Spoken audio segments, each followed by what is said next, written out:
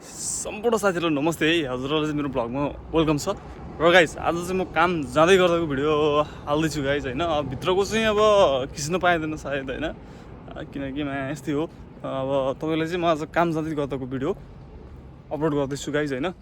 काम जाँदै हो अब तपाईको यो म चाहिँ अहिले गिफु सहरबाट यत्रा सहर त के भन्नु यो पुरै गाउँ छ विकट हो अनि गाइस हैन गाह्रो छ क्या तपाईको अब गाडी पनि पाइदैन भन्नाले चाहिँ ठ्याक्क यहाँसम्म चाहिँ पाइदैन क्या अलिकति परसम्म चाहिँ झरेर फेरि हिँडेर आउनुपर्छ क्या त्यस्तै गाह्रो छ अलिकति काममा फेरि प्रेसर त्यस्तै छ गाइस हैन काम अब भाषा पनि त्यति राम्रोसँग आउँदैन कामको प्रेसर त्यस्तै छ गाइस है कहिलेकाहीँ त काम गर्दा गर्दै तेरो काम आफै गर भनेर फालेरै हिँड्न मन लाग्छ गाइस हेर्नुहोस् साँच्चै कुरा भन्दाखेरि चाहिँ हैन त्यो कराकरै गरेर क्या काम जाँदै गाइस हैन गुल्लीबारमा गुल्लीबार हेर्नु गुल्लीबार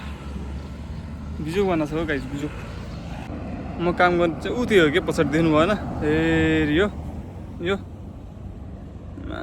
गाइस यार यस्तै भयो चाहिँ खै गाह्रो छ गाह्रो तपाईँहरूको अलिकति यो प्रेसर दिएको चाहिँ राम्रो हुँदैन नि त होइन त्यसको बाउहरूको चाहिँ के हामी चाहिँ पुरै स्टिलको बडी हो र गाइस काम गरे करै होइन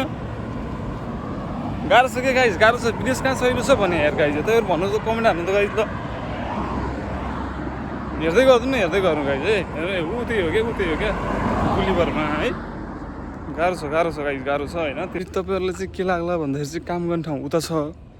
यो चाहिँ फेरि कता जानलाई छ भन्ने पनि भयो होला होइन खाना त पऱ्यो साथीहरू होइन काममा अब 8 घन्टाको काममा 10 घन्टा पिलाइ हुन्छ खाना पऱ्यो किन्न त पऱ्यो नि त अब बिहान अब